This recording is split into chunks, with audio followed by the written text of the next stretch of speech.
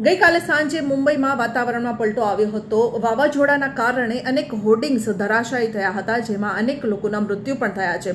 વાવાઝોડાના કારણે મુંબઈના ઘાટકોપર વિસ્તારમાં ધૂળના તોફાન બાદ એક વિશાળ હોર્ડિંગ ધરાશાયી થતા 14 લોકોના મૃત્યુ થયા હતા, જ્યારે 74થી વધુ લોકો ઘાયલ થયા હતા।